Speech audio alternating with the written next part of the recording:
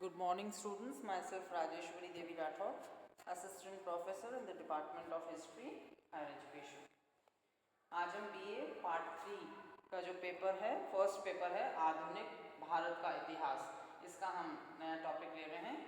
East India company के नेतृत्व में भारतीय प्रशासन, इसके अंतर्गत हम दो एक्ट करेंगे, रेगुलेटिंग एक्ट और पिट्स इंडिया एक्ट। पहले हम ले रहे हैं रेगुलेटिंग एक्ट। पहले थोड़ा सा इंट्रोडक्शन। कंपनी की संवैधानिक व्यवस्था 1765 में इलाहाबाद की संधि के उपरांत कंपनी को बंगाल, बिहार और उड़ीसा की भी दीवानी अधिकार प्राप्त हो गई, परंतु मालगुजारी के अधिकार मिल जाने से कंपनी के कर्मचारियों में भ्रष्टाचार पनपा। बढ़ते भ्रष्टाचार को नियंत्रित करने हेतु 1772 में वॉरेन हेस्टिंग्स को बंगाल का गवर्नर बनाकर भेजा। 1773 ईस्वी में ब्रिटिश संसद ने रेगुलेटिंग अधिनियम पारित कर वॉरेन हेस्टिंग को गवर्नर के स्थान पर गवर्नर जनरल नियुक्त कर दिया और कंपनी के प्रशासन पर अपने नियंत्रण की स्पष्ट घोषणा कर दी। अब हम लेंगे रेगुलेटिंग अधिनियम के अंतर्गत कंपनी के प्रशासन में परिवर्तन। इस अधिनियम के पारित हो जाने से भारतीय शासन व्यवस्था में महत्वपूर्ण परिवर्तन आए। इस अधिनियम के पारित हो जाने से सरकार के कार्य स्पष्ट रूप से कार्यपालिका, भू राजस्व प्रशासन और न्यायपालिका में विभक्त हो गए। कार्यकारिणी परिषद का विकास। रेगुलेटिंग अधिनियम के अंतर्गत कार्यकारिणी परिषद का जन्म हुआ। बंगाल का गवर्नर ब्रिटिश भारत का गवर्नर जनरल कहलाने लगा तथा अधिकांश विषयों में मद्रास व बम्बई के गवर्नर उसके अधीन हो गए। अपरिहार्य परिस्थितियों को छोड़कर गवर्नर जनरल की अनुमति के बिना वे भारतीय राज्यों से युद्ध और संधि नहीं कर सकते थे। गवर्नर जनरल के परामर्श के लिए 4 सदस्यों की एक समिति का गठन किया गया, जिसके सदस्यों की अवधि 5 वर्ष रखी गई।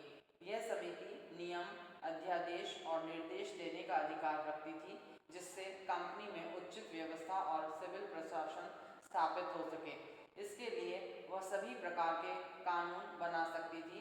इसमें निर्णय बहुमत के आधार पर लिए जाते थे।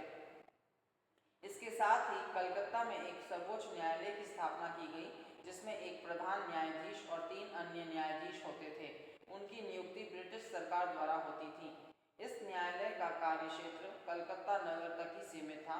इसे कंपनी के कर्मचारियों को न्याय प्रदान करने के उद्देश्य से स्थापित किया गया था। अब हम लेंगे रेगुलेटिंग अधिनियम में कमियां। इस अधिनियम का उद्देश्य कंपनी के शासन को सुव्यवस्थित करना था, किंतु इस एक्ट के पारित हो जाने के उपरांत भी कंपनी के प्रशासन में कई कमियां रह गई। कंपनी का शासन सुचारू रूप से संचालित नहीं हो सका। गवर्नर जनरल को अपनी परिषद के निर्णयों को रद्द न करने का अधिकार न होने के कारण वह काउंसिल का निर्णय मानने को बाध्य था। 4 सदस्यों में से 3 सदस्य सदैव हेस्टिंग्स का विरोध करते रहे। इस कारण गवर्नर जनरल तथा काउंसिल में संघर्ष चलता रहा। कार्यपालिका और काउंसिल का कार्यक्षेत्र स्पष्ट न होने के कारण उन दोनों में टकराव होना स्वाभाविक था।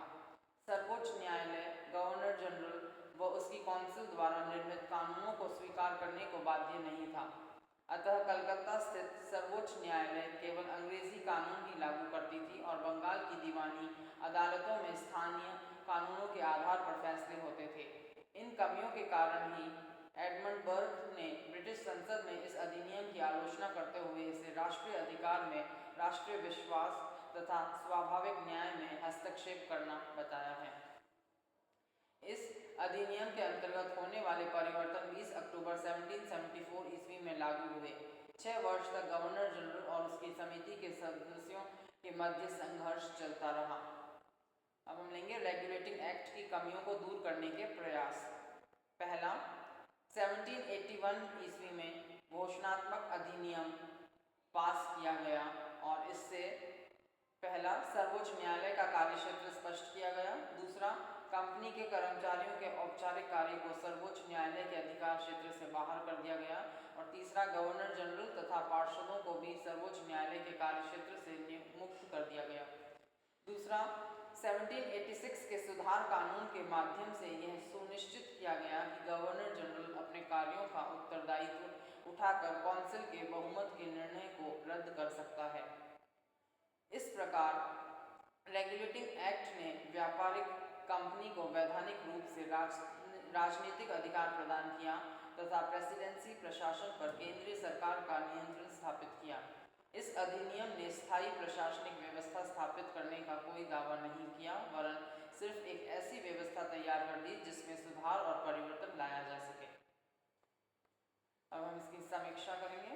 रेगुलेटिंग अधिनियम के पारित होने के उपरांत ब्रिटेन के औद्योगिक बुर्जुआ वर्ग का कंपनी पर प्रभाव पड़ने लगा।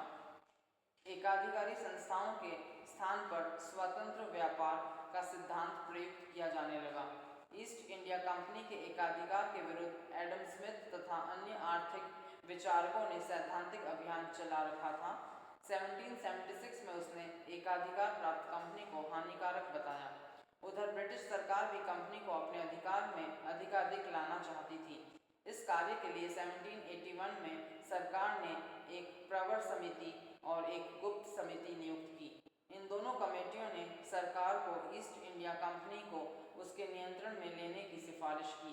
इसके आधार पर तथा रेगुलेटिंग अधिनियम के शेष दोषों को दूर करने के उद्देश्य से 1783 में कॉक्स ने संसद में इंडिया बिल प्रस्तुत किया, किंतु इंग्लैंड के तत्कालीन सम्राट जॉर्ज तृतीय के विरोध के कारण यह बिल पारित नहीं हो सका और 1784 ईस्वी में पिट ने उसमें कुछ संशोधन करके बिल पारित कर लिया।